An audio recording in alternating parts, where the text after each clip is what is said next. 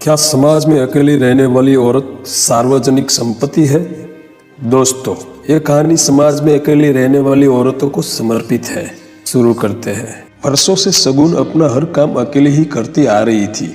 बीच बीच में कुछ लोगों को अपने ऊपर ज्यादा ही मेहरबान होते हुए भी देखा था, लेकिन मजबूत शगुन अकेली होने के बाद भी खुद को संभाले हुए थी।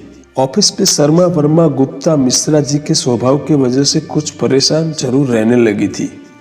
आज उससे भी निपटने का उसने रास्ता निकाल ही लिया। जन्मदिन के बहाने उसने सभी सहकर्मियों को अलग अलग तरीके से वही सामग्री लेकर आने के लिए घर पर निमंत्रित किया, जिसे देने के बहाने से उसके नजदीक आने की कोशिश करते। सभी बहुत खुश हुए, लेकिन किसी को यह पता नहीं लगने दिया कि उनसे पहले भी वहां कोई और पहुंचेगा। वहां सब एक दूसरे को देखकर हतप्रभ थे। ओले पड़ते देख कोई सिर खुजला रहा था, तो कोई गले में अटकी आवाज को बाहर निकालने के लिए टाई ढीली कर रहा था। शगुन ने कुछ गरीब बच्चों को भी बुलाया था। केक कटने के बाद सहकर्मियों द्वारा लाए हुए सामानों को उनके ही हाथों से गरीब बच्चों में बंटवा दिया और घर में रखे खाद्य सामग्री से सभी का अभिवादन कर रिटर्न गिफ्ट के साथ विदा कर दिया। रिटर्न गिफ्ट को खोलने की आतुरता से सभी बेहाल हो रहे थे। बंद लिफाफे में चिट्ठी देखकर तो सबकी आंखों में बिना पिए ही मदिरा उमड़ने लगी, लेकिन जैसे ही शब्दों को मापा तो होश उड़ गए।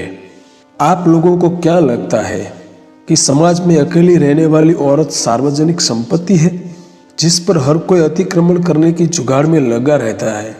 यह लावारिस पड़ी हुई जमीन नहीं है, जीती जागती जिंदगी है, और जिसकी रजिस्ट्री माँ बाप द्वारा दिए संस्कारों से होती है।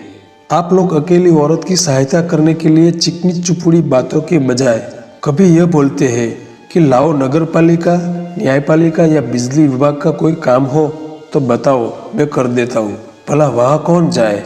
लेकिन सबको बाबू मोशाए जरूर बनना है। यह खाने पीने की चीजें मुझे नहीं, इन गरीब बच्चों को दिया करे। और हाँ, अकेली औरत जब अपनी घर गृहस्थी संभाल सकती है तो क्या अपनी काया को नहीं संभाल सकती है? मुझे उन औरतों की तरह मत समझना जो पति के रहते दूसरे मर्दों को पसंद करती है।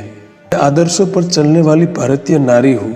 मुझ जैसी औरतों को कभी कमजोर मत समझना। औरत अकेली होकर और मजबूत हो जाती है, पुरुषों की तरह कमजोर नहीं होती है। इसलिए मुझे नहीं, खुद को संभालने की जरूरत है।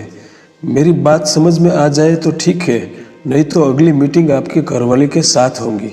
बर्थडे के दूसरे दिन शगुन जब ऑफिस पहुंचती है तो उसे वहां सभ्यता और सौहार्द सा वातावरण महसूस होता है।